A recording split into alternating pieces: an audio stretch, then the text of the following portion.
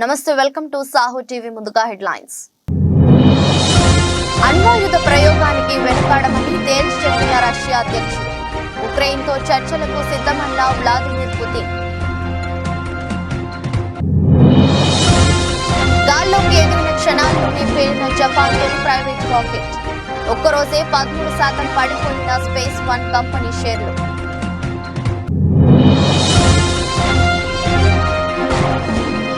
నగరిలో మంత్రి రోజాకు line clear. అసమ్మతి నేతలకు సర్ది చెప్పిన జగన్.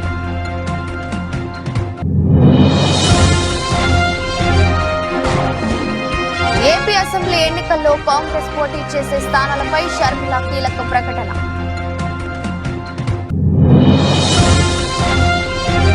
రేషన్ కార్డుతో సంబంధం లేకుండా అందరికీ ఆరోగ్యశ్రీ కసరత్తు చేస్తున్న ప్రభుత్వం.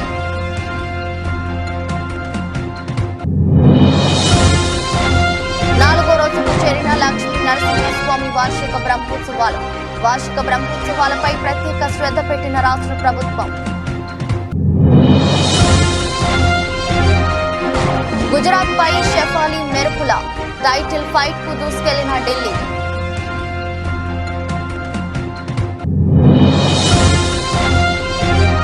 అతనిది గొప్ప వ్యక్తిత్వం, అందుకే ప్రేమించా. లవ్ ఎఫైర్ పై తొలిసారి స్పందించిన తాప్సీ.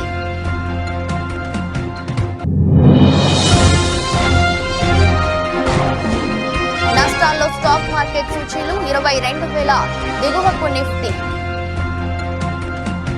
తమ రాజ్యాధికారం, సార్వభౌమత్యం, స్వాతంత్ర్యానికి ముప్పు వాటిల్లితే అణ్వాయుధాలు వాడేందుకు వెనకాడబోమని రష్యా అధ్యక్షుడు వ్లాదిమిర్ పుతిన్ హెచ్చరించారు. అణు వివాదాన్ని సృష్టించే చర్యలకు అమెరికా దూరంగా ఉంటుందని ఆశిస్తున్నట్టు పేర్కొన్నారు. రష్యాలో అధ్యక్ష ఎన్నికలు జరగనున్న వేళ పశ్చిమ దేశాలకు పుతిన్ తీవ్ర హెచ్చరికలు జారీ చేశారు. టెలివిజన్ ఛానల్ కు ఇచ్చిన ఇంటర్వ్యూలో పుతిన్ ఈ వ్యాఖ్యలు చేశారు.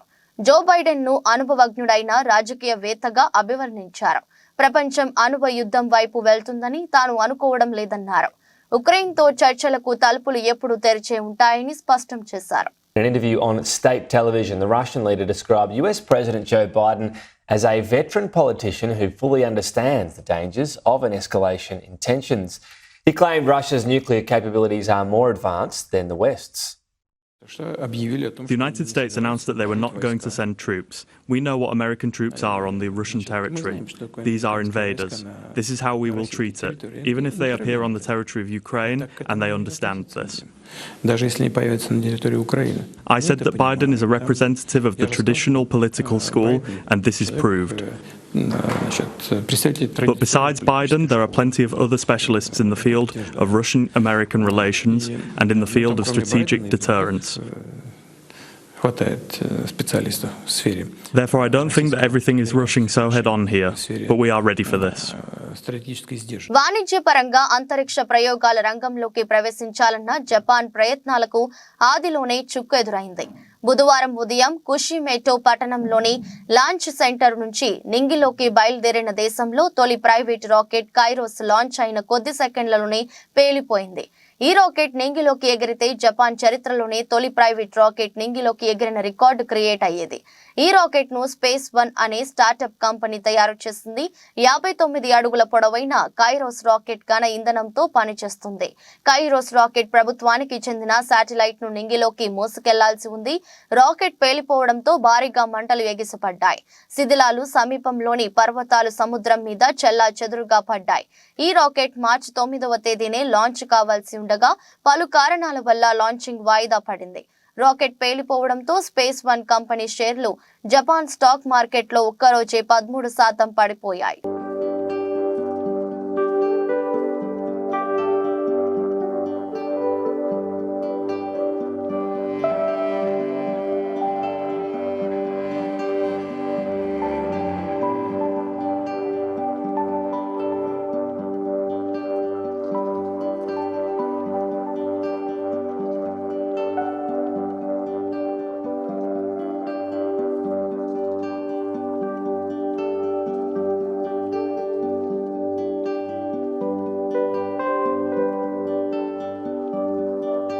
నగరి టికెట్ విషయంలో మంత్రి రోజాకు సీఎం జగన్ లైన్ క్లియర్ చేసినట్టు తెలుస్తుంది.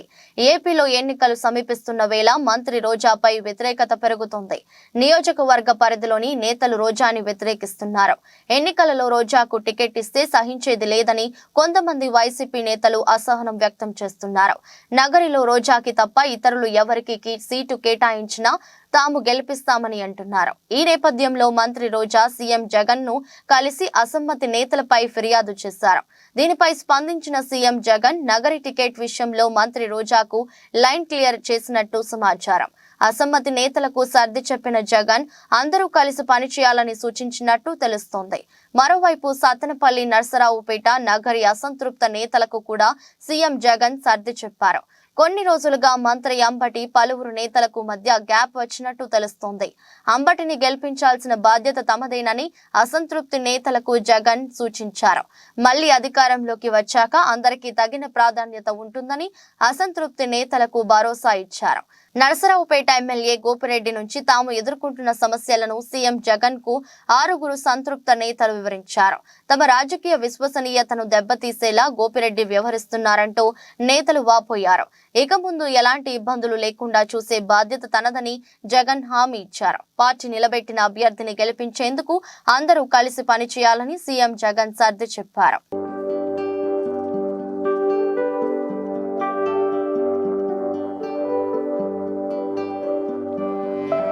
ఏపీలో 175 అసెంబ్లీ స్థానాల్లో కాంగ్రెస్ పార్టీ పోటీ చేస్తుందని ఆ పార్టీ రాష్ట్ర అధ్యక్షురాలు వైఎస్ షర్మిల చెప్పారు.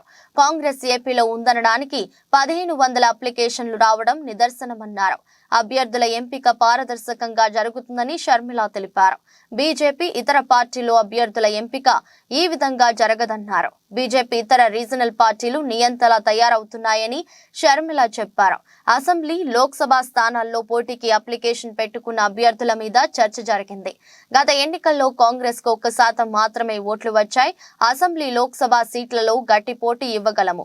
ఎన్నికల్లో కాంగ్రెస్ పార్టీ నాయకులు మొత్తం సైనికులుగా పనిచేయాలి.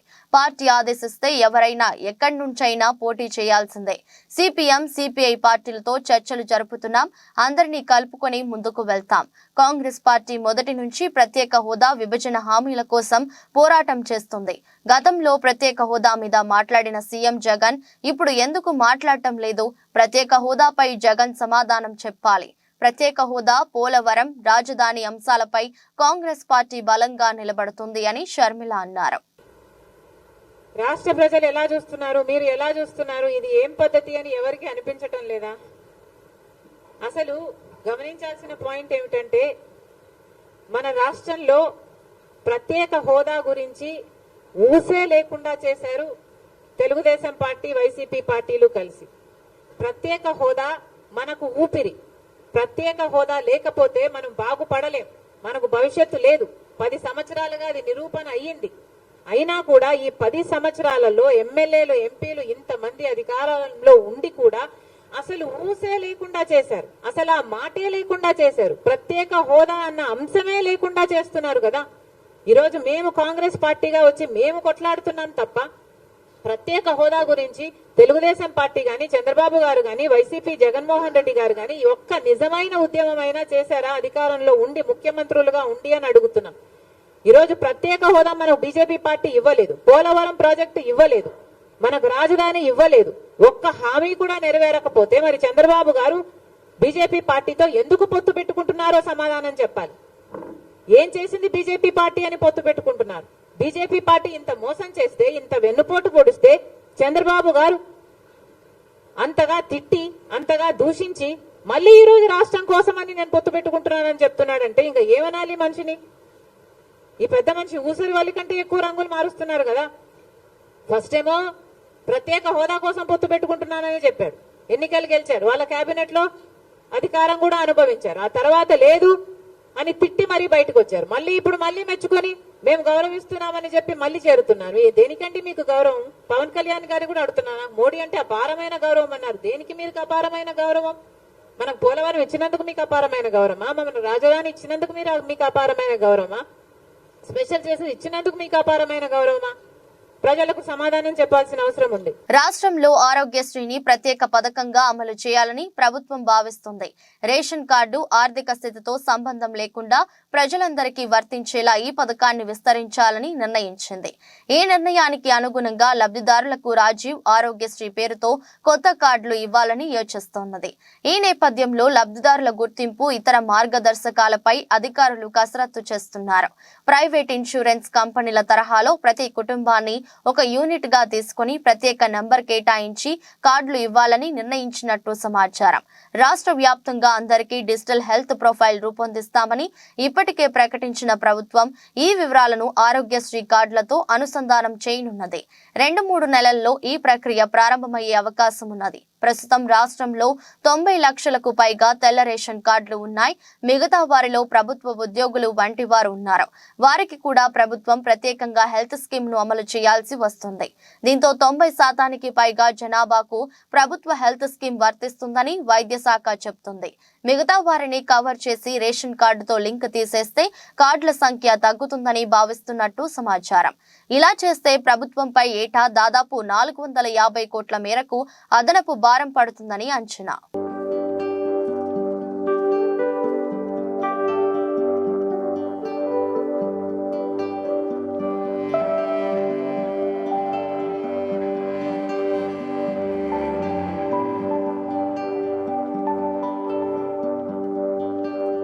భక్తుల ఇలవేల్పు దైవం యాదగిరిగుట్ట శ్రీ లక్ష్మీ నరసింహస్వామి వార్షిక బ్రహ్మోత్సవాలు వైభవంగా జరుగుతున్నాయి. బ్రహ్మోత్సవాలలో భాగంగా 4వ రోజు గురువారం ఉదయం వటపత్ర సాయి అలంకార సేవలో లక్ష్మీ నరసింహస్వామి భక్తులకు దర్శనమివ్వనున్నారు. సాయంత్రం 7 గంటలకు హంసవాహన అలంకార సేవ జరగనుంది. క్షేత్రాభివృద్ధిలో భాగంగా ఆలయ ఉద్ఘాటన జరిగిన తర్వాత రెండోసారి జరుగుతున్న వార్షిక బ్రహ్మోత్సవాలపై రాష్ట్ర ప్రభుత్వం ప్రత్యేక శ్రద్ధ పెట్టింది. కాగా ఈ నెల 21వ తేదీ వరకు బ్రహ్మోత్సవాలు జరగనున్నాయి.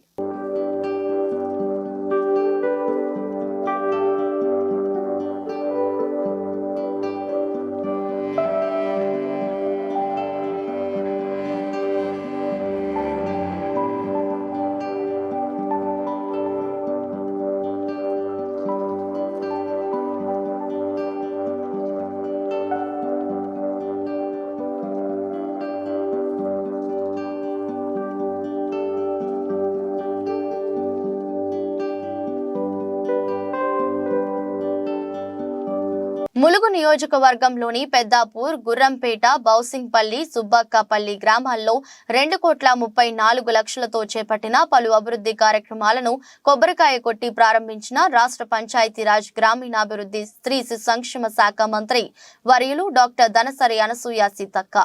ఈ సందర్భంగా మాట్లాడుతూ కాంగ్రెస్ పార్టీ ఎన్నికల సందర్భంగా ఇచ్చిన హామీని ప్రభుత్వం ఏర్పడిన 100 రోజుల్లోనే అమలు చేస్తున్నామని, మహిళలకు ఉచిత బస్ ప్రయాణం, 500కే గ్యాస్ సిలిండర్, ఆరోగ్యశ్రీ, 10 లక్షలు నిరుపేదలకు, 5 లక్షలతో ఇందిరమ్మ ఇల్లు, మహిళలకు వడ్డీ లేని రుణాలు, ఇలా అన్ని గ్యారెంటీలను అమలు చేస్తున్నామని, రాబోయే పార్లమెంట్ ఎన్నికల్లో కూడా ప్రజలందరూ కాంగ్రెస్ పార్టీకి మద్దతుగా తోడుగా ఉండాలని మంత్రి వర్యులు సీతక్క అన్నారు.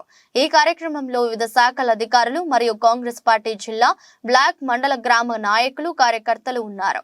మరి మహిళలందరికీ కూడా ఉచిత బస్సు ప్రయాణం ఏర్పాటు చేసి ఇప్పటి వరకు 30 కోట్ల ప్రయాణాలు ఒక్కొక్క అక్క 10-20 సార్లు బస్సు ప్రయాణం చేసి, కానీ మనం బస్సు ప్రయాణం పెట్టినాక ఊళ్ళకు బస్సులు రావద్దు అని పాపం ఆటో సోదరులను టీఆర్ఎస్ వాళ్ళు రెచ్చగొట్టి కొంతమందిని ఆటోలను కాలబెట్టేటట్టుగా ప్రోత్సహించి ఊరూర్లో బస్సులో తిరగద్దని అడ్డుకునే ప్రయత్నం చేస్తా ఉన్నాం.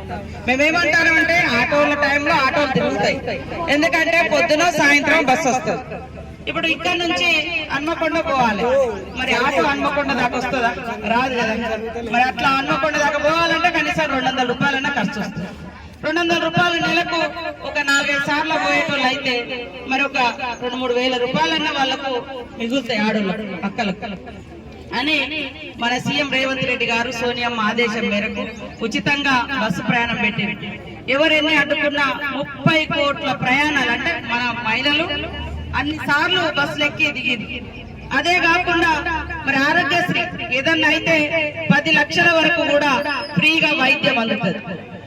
మరి దానితో పాటు మేము ఇక్కడే ఉండి 200 యూనిట్ల కరెంటు ఫ్రీగా ఇస్తామని చెప్పినాం ఆ రోజు ఎన్నికల కంటే ముందు. కాంగ్రెస్ వాళ్ళు ఇచ్చేది అవుతుందా కాదు అని అన్నారు.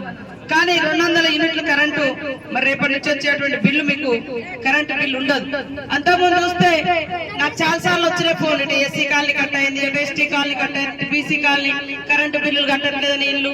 కానీ పేదోళ్ళు ఉండేటువంటి ఇళ్ళ కరెంటు బిల్లులు గతంలో బీఆర్ఎస్ పార్టీ ముక్కుబిండి వసూలు చేసింది. కోట్లు ఉన్న లెక్కమో ఫ్రీ. ఆర్మూర్ డివిజన్ కేంద్రంలో ఉన్నటువంటి మెర్తాడ్, కమ్మర్పల్లి, భీమ్గల్ మండలాల మీదుగా నేషనల్ హైవే మంజూరు అయింది. ఈ రహదారిని ప్రస్తుతం ఉన్న రహదారి ద్వారా కాకుండా పంట పొలాల నష్టం జరిగే విధంగా సైద్యం చేస్తున్న పొలాల నుండి రోడ్డు వేయడం ద్వారా నష్టం జరుగుతుందని, రైతులు నష్టపోతారని గత కొన్ని రోజులుగా రైతులు ధర్నాలు చేస్తే దానికి మద్దతుగా సిపిఐ ఎంఎల్ ప్రజాపందా పార్టీ నిలబడితే ఆర్మూర్ ఆర్డీఓ ప్రజా అభిప్రాయం సేకరణ అంటూ వారి సమక్షంలో సమావేశం నిర్వహించిందన్న సందర్భంలో వారికి అండగా వెళ్లిన సిపిఎం ఎల్ ప్రజాపందా పార్టీ నాయకులు ఆర్డీఓ రెచ్చగొట్టే విధంగా వ్యాఖ్యలు చేస్తూ ఆర్మూర్ ఏసీపీ బస్పారెడ్డి దురుసుగా ప్రవర్తించి ప్రజాపందా నాయకులను అరెస్టు చేయడం ప్రజాస్వామ్యమైన చర్య కావున దీన్ని వ్యతిరేకిస్తూ Armoor CPI ML sub division నాయకులు ఆర్మూర్ ఆర్డీఓ ఏసీపీ గారి దిష్టిబొమ్మ ఆర్మూర్ పట్టణంలోని అంబేద్కర్ చౌరస్తా వద్ద దగ్ధం చేశారు.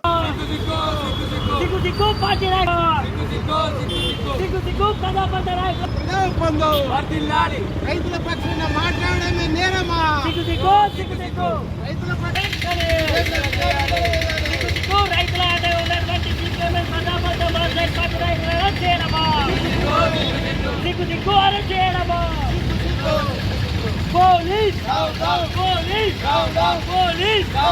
ఆర్మూర్ నియోజకవర్గ కాంగ్రెస్ పార్టీ ఇన్ఛార్జ్ వినయ్ కుమార్ రెడ్డి ఆదేశానుసారం పీవీఆర్ భవన్ లో ఆర్మూర్ నియోజకవర్గ యువజన Congress vice president Baindla Prashanth media సమావేశంలో మాట్లాడుతూ ఆర్మూర్ ఎమ్మెల్యే రాకేష్ రెడ్డి మిమ్మల్ని ప్రజలు అభివృద్ధి చేస్తారని గెలిపిస్తే మీరు మాత్రం సినిమా డైలాగులు కొడుతూ పబ్బం గడుపుతున్నారు.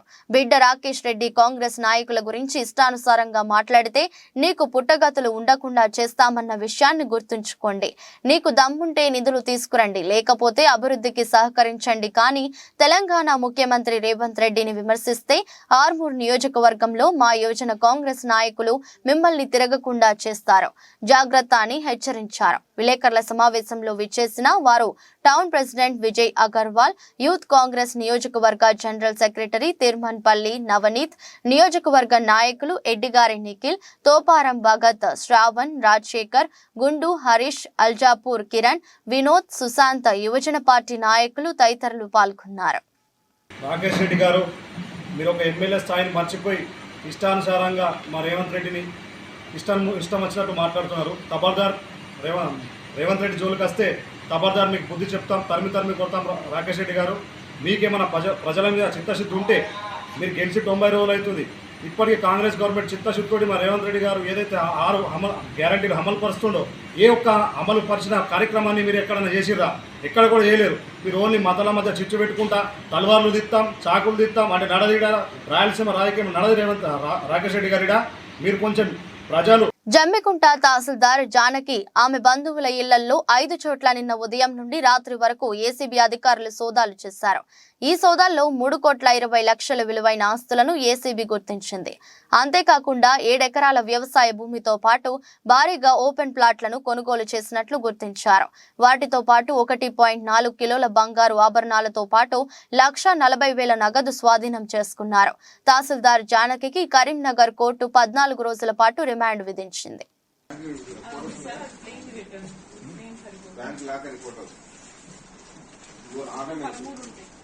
అవి బిడ్డలు సీసీ కార్డు పెట్టు,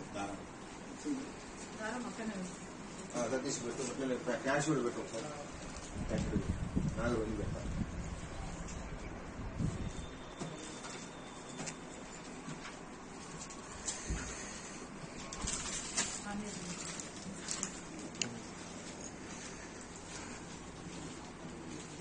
కుప్పం మున్సిపాలిటీ పరిధిలోని 1వ వార్డు సామగుట్ట పల్లిలో ఎమ్మెల్సీ భరత్ ప్రచారాన్ని ప్రారంభించారు. ఈ సందర్భంగా ఆంజనేయ స్వామి ఆలయంలో ప్రత్యేక పూజలు చేశారు. అనంతరం ప్రతి ఇంటికి వెళ్లి ప్రజల సమస్యలను అడిగి తెలుసుకున్నారు. రాబోయే ఎన్నికల్లో కుప్పం ఎమ్మెల్యేగా తనకు ఒక అవకాశం ఇవ్వాలని కోరారు. వైసీపీ ప్రభుత్వ హయాంలో ప్రజలందరూ సంతోషంగా ఉన్నారన్నారు. మరిన్ని సంక్షేమ పథకాలు రావాలంటే రాబోయే ఎన్నికల్లో వైసీపీ ప్రభుత్వానికి ప్రజలందరూ ఓటు వేసి గెలిపించాలన్నారు. ఈ కార్యక్రమంలో municipal chairman doctor Sudheer, ward కౌన్సిలర్లు మరియు వైసీపీ నేతలు, కార్యకర్తలు తదితరులు పాల్గొన్నారు. 2024వ సార్వత్రిక ఎన్నికలకు సంబంధించి కుప్పం నియోజకవర్గంలో వైఎస్ఆర్సీపీ పార్టీ ఎలక్షన్ క్యాంపెయిన్ అనేది స్టార్ట్ చేయడం జరుగుతోంది. గడిచిన 4.5 సంవత్సరాలుగా జగన్మోహన్ రెడ్డి గారి నాయకత్వంలో ఎటువంటి లబ్ధి ప్రతి ఇంటికి చేరింది, ఏ రకమైనటువంటి అభివృద్ధి ప్రతి ఒక్క ప్లేస్కి చేరింది అనేది గుర్తు చేస్తూ మరొక్కసారి జగన్మోహన్ రెడ్డి గారు అధికారంలోకి రాకపోతే పేదవాడు అనేటటువంటి వాడు చాలా నష్టపోతాడు. కాబట్టి రాబోయేటటువంటి తరానికి తీవ్రమైనటువంటి అన్యాయం జరుగుతుంది. కాబట్టి వాటన్నిటినీ కూడా ప్రజలకు మరొకసారి గుర్తు చేస్తూ కరోనా సమయంలో కానీ ఆ తర్వాత ఎక్కడెక్కడైనా ప్రాబ్లమ్స్ ఉంటే ప్రతి ఒక్క ప్రాబ్లమ్ని వైఎస్ఆర్సీపీ పార్టీ కానీ వైఎస్ఆర్సీపీ పార్టీ శ్రేణులు కానీ ముందుండి ఆ ప్రాబ్లమ్స్ అన్నింటినీ కూడా క్లియర్ చేసుకుంటా ఈ 4.5 years కూడా మేము పనిచేయడం జరిగింది. వాటన్నిటిని కూడా ప్రజలకు ఒకసారి మౌలాలి డివిజన్ కార్పొరేటర్ గున్నాల సునీత శేఖర్ యాదవ్ ఆధ్వర్యంలో కాలనీ సంఘాల ఆత్మీయ సమ్మేళనం నిర్వహించారు. ఈ సమావేశానికి మల్కాజ్గిరి పార్లమెంట్ అభ్యర్థి ఈటెల రాజేందర్ ముఖ్య అతిథిగా విచ్చేసి ప్రారంభించారు. అనంతరం ఆయన మాట్లాడుతూ కరోనా టైంలో అతి తక్కువ కాలంలో వ్యాక్సిన్ తయారు చేసి ఇచ్చిన ఘనత నరేంద్ర మోదీ గారిదని అన్నారు. ప్రపంచం అన్ని రంగాల్లో భారతీయ దేశం గర్వంగా అనుకుంటున్నాము అంటే నరేంద్ర మోదీ కృషి వల్లే అయిందన్నారు. 378 చేసిన ఘనత ఏకైక నాయకుడు ప్రధాని నరేంద్ర మోదీ గారిని గుర్తు చేశారు. ఈ దేశంలో 130 కోట్లు వ్యయం కట్టించిన ఘనత నరేంద్ర మోదీ గారిని ప్రజలంతా గర్వపడే విధంగా చేశారు. 3వసారి ప్రధాని కావడం ఖాయమని కొనియాడారు. ఈ కార్యక్రమంలో నాయకులు కృష్ణ యాదవ్, వికే మహేష్, బాలచందర్, సాయిబాబా, శివ, శ్రీనివాస్ యాదవ్, ప్రసన్న, రాధాబాయ్, సుజాత, అరుణ, అలివేలు తదితరులు పాల్గొన్నారు. అని చెప్పి ప్రాధేయపడితే ఆ 370 సీట్లలో మల్కాజిగిరి కూడా ఉండాలని చెప్పి నేను ప్రాధేయపడతాను.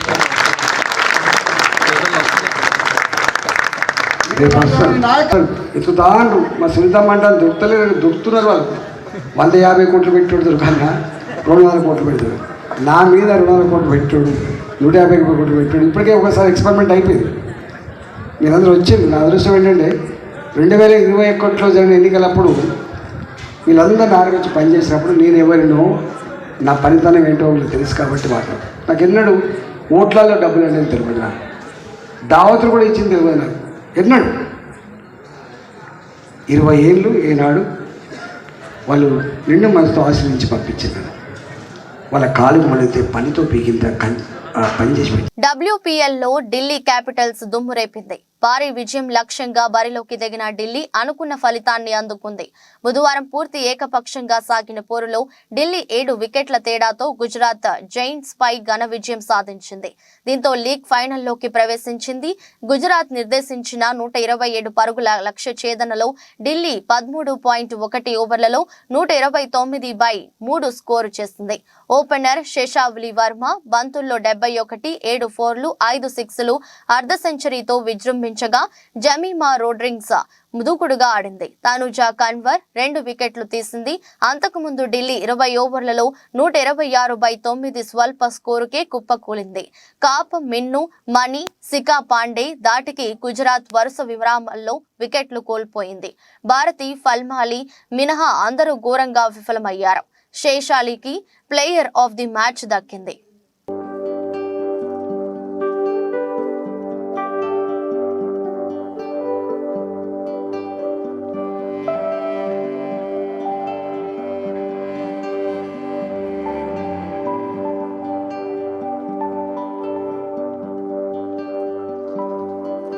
ప్రియుడు మదియాస్ బో గురించి తొలిసారి తన మనసులోని మాటల్ని బయటపెట్టింది అగ్ర కథానాయక తాప్సీ.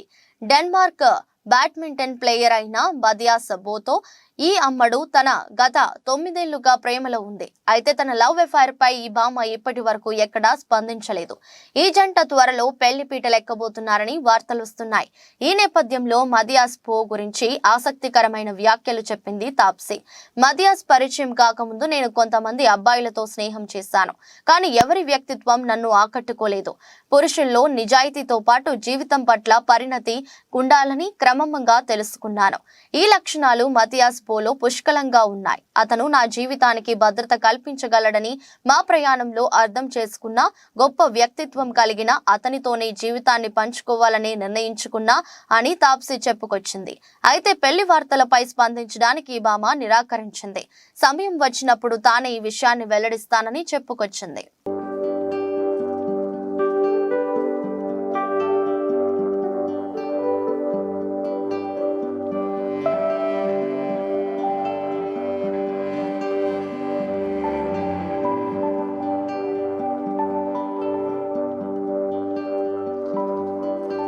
దేశీయ స్టాక్ మార్కెట్ సూచీలు గురువారం నష్టాలతో ప్రారంభమయ్యాయి. అంతర్జాతీయ మార్కెట్లలోని ప్రతికూల సంకేతాలు సూచీలపై ప్రభావం చూపుతున్నాయి. ఉదయం 9:20 సమయంలో సెన్సెక్స్ 256 పాయింట్ల నష్టంతో 72,505 వద్ద ట్రేడ్ అవుతుంది. నిఫ్టీ 40 పాయింట్ల నష్టపోయి 21,957 దగ్గర కొనసాగుతుంది.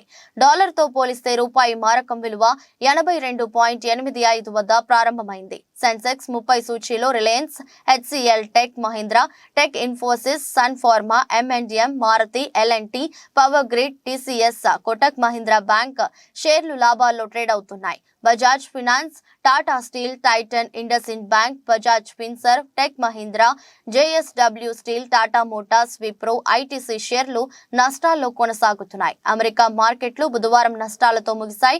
నేడు ఆసియా పసిఫిక్ ప్రధాన సూచీలు మిశ్రమంగా ట్రేడ్ అవుతున్నాయి. అంతర్జాతీయ మార్కెట్లో బ్యారెల్ బ్రెంట్ చమురు ధర $80.20 వద్ద ట్రేడ్ అవుతుంది. విదేశీ సంస్థాగత మదుపరులు బుధవారం నికరంగా 4,595.06 కోట్ల విలువ చేసే షేర్లను విక్రయించారు. దేశీయ సంస్థాగత మదుపరులు 9,093.72 కోట్ల స్టాక్స్ ను కొనుగోలు చేశారు.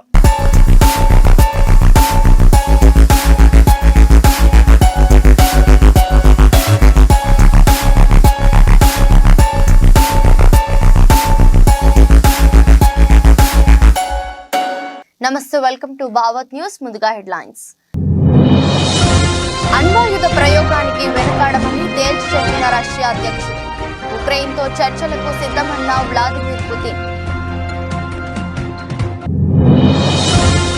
గాల్లోకి ఎగిరిన క్షణాల్లోనే పేలిన జపాన్ తొలి ప్రైవేట్ రాకెట్. ఒక్కరోజే 13% పడిపోయిన స్పేస్ వన్ కంపెనీ షేర్లు.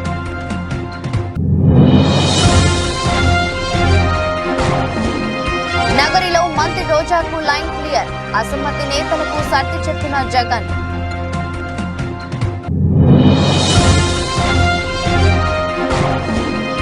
ఏపీ అసెంబ్లీ ఎన్నికల్లో కాంగ్రెస్ పోటీ చేసే స్థానాలపై షర్మిల కీలక ప్రకటన.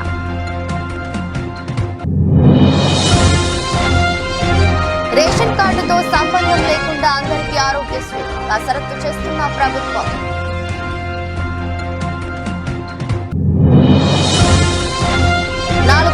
చేరిన లక్ష్మీ నరసింహస్వామి వార్షిక బ్రహ్మోత్సవాలపై ప్రత్యేక శ్రద్ధ పెట్టిన రాష్ట్ర ప్రభుత్వం.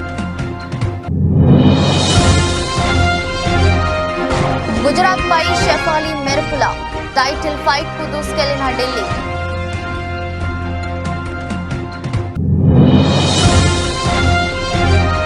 అతనిది గొప్ప వ్యక్తిత్వం, అందుకే ప్రేమించా. లవ్ అఫైర్ పై తొలిసారి స్పందించిన తాప్సీ.